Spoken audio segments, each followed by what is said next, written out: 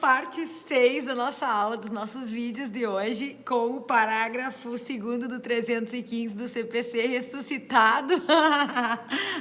Tive que fazer uma pausa para rir aqui, tá? Eu sinceramente não sei o que abriu, só sei que eu me apavorei e não sabia mais, né? Pensei, meu Deus do céu, será que eu tô errada, que meu material tá desatualizado, que eu não vi isso, né?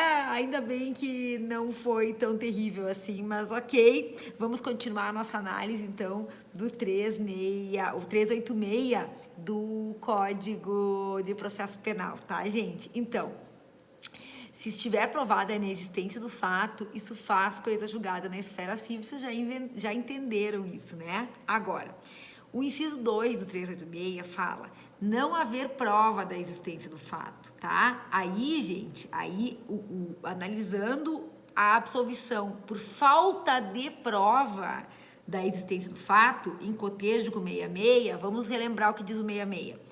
Não obstante a sentença absolutória no juízo criminal, a ação civil poderá ser proposta quando não tiver sido categoricamente reconhecida a existência material do fato. Então, o que isso significa? Que o inciso 2 do 386 não faz coisa julgada na esfera civil. Poderá haver indenização quando a absolvição for com base nele, com base no inciso 2, ok?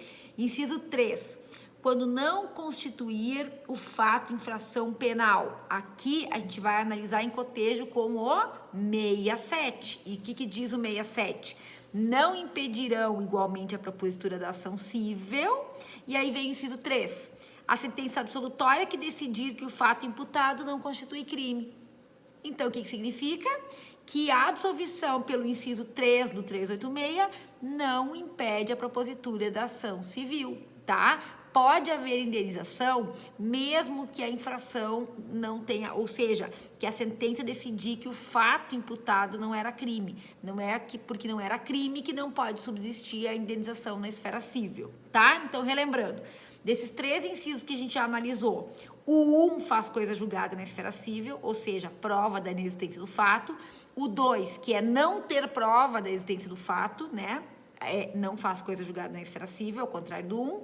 E o 3, que fala que quando o fato não constituir infração penal, não significa que não poderá ser intentada a ação civil. O argumento para isso é o artigo 67, inciso 3º, tá? Continuando o 386, o inciso 4º agora.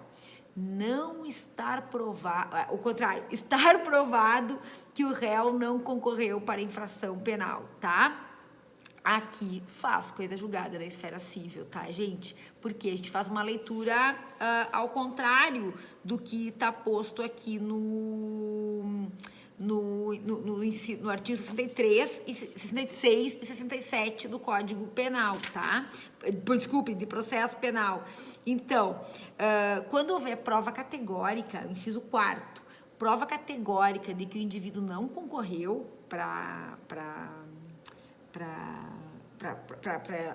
ocorrência da infração penal, é evidente que não vai haver ação de indenização contra ele. Não foi ele o autor da infração penal, tem prova, inciso 4º, prova categórica, provado que o réu não concorreu para a infração penal e, portanto, ele vai ser absolvido na esfera civil e isso vai fazer coisa julgada, sim. Ele vai ser absolvido na esfera criminal e isso vai fazer coisa julgada, sim, na esfera civil, tá? Então, ninguém poderá intentar indenização contra alguém que foi absolvido sob o argumento de que há prova de que ele não participou da infração criminal, tá? Então, o inciso 1 e o inciso 4º do artigo 386 fazem coisa julgada na esfera civil, tá?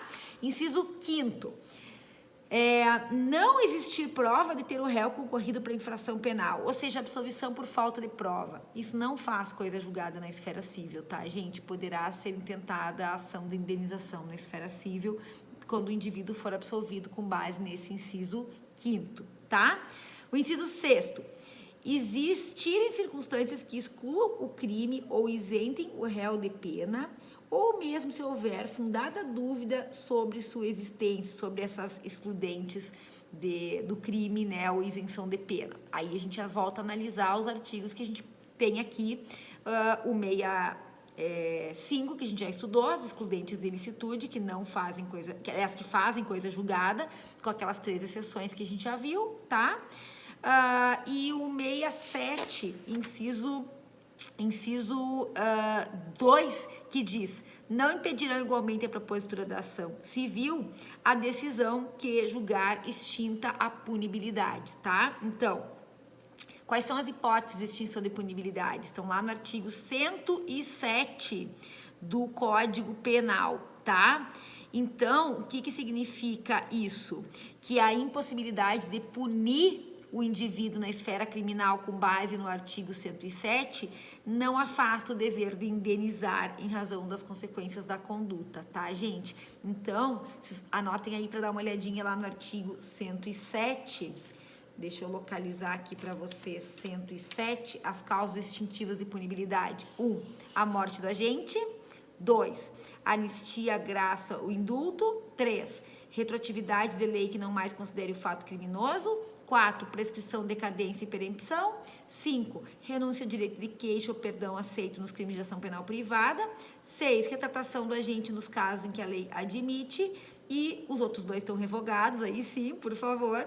O inciso 9, perdão judicial nos casos previstos em lei, tá?